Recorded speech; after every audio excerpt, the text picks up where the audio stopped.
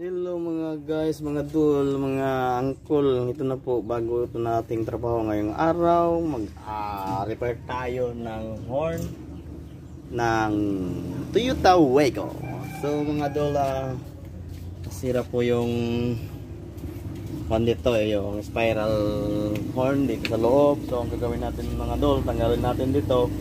Kasi pag dinarekta mo dito, bubusina din naman to, no?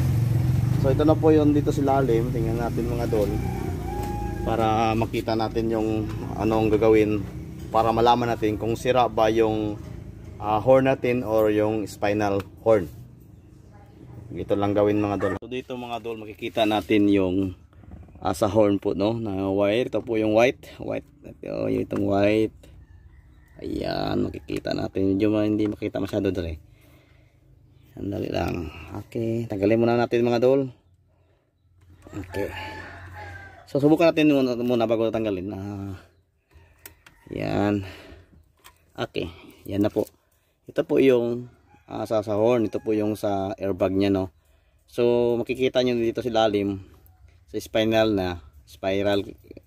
horn cable. Makita nyo dalawa pong socket dito nakalagay, yung sa horn at saka yung sa kanyang airbag. So tanggalin niyo yung airbag. So kailangan natin ma-direct dito para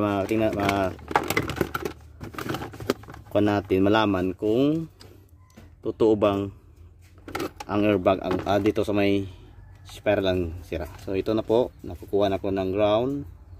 Ayan. Ayan, oh. So ayan. Bumibisina yan, bumibisina. So, kailangan tanggalin natin ito mga dol. So, tingnan natin dito sa dito na side. Marang naikuan dito ito. So, kailangan natin na sungkitin yan yung sa loob. Hindi natin masyado makita dito. So, ipakita ko lang mamaya pag matanggal ko na. So, pagtanggal niyo ng airbag mga dol, sungkitin nyo lang dito para makaalsa to, no? Mataas to. Yan, tumaas na.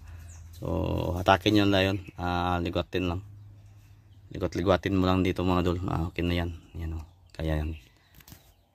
So tutubukan natin mga dol, mas mabuti yung makita nyo, ayan, oh.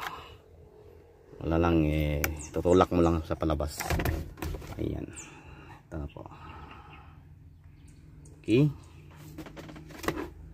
Hello mga dol, ito po yung problema, na putol po yung spiral cable nya, no. So ang gagawin natin mga dol, at idugtong natin mamaya dyan, no, dyan dugtugin natin ng soldering lead, no. Tapos pagkatapos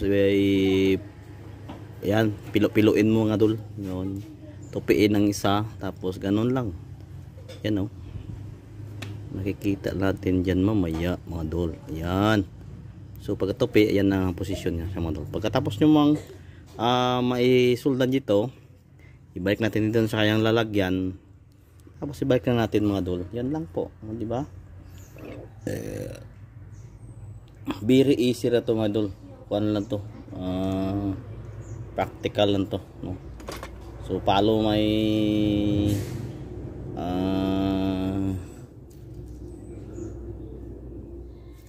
idea, no mga dol. So yan po. So mamaya ay dudugtong na natin yan. Ipakita ko sa pagkatapos yung idugtong. So yung pagdugtong dito ay wala mo lang yun, nasa inyo lang yun, no? Nung discard yung pagdugtong. So kailangan natin ng soldering lead, no. Okay yan. So mas makatipid ka dito. At saka kasi bilhin mo dito, makabili ka dito siguro more than 1,000 po to, no. Pero mas makatipid ka kung ganito ang gagawin mo, kung marunong kang mag-ayos dito. So pag makita mo itong vlog, sigurado ako malaman nyo ito.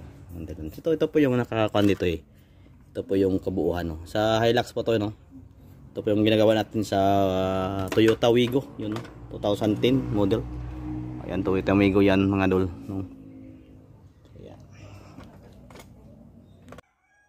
So ito na mga dul, ibabalik na natin yung ating inayos na means spiral horn. So subukan natin, ito po yung horn. Yan.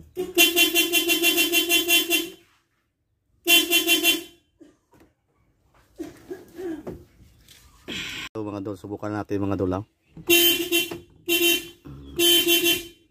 Yan. Yan na mga dol ang sinasabi ko sa inyo. Okay.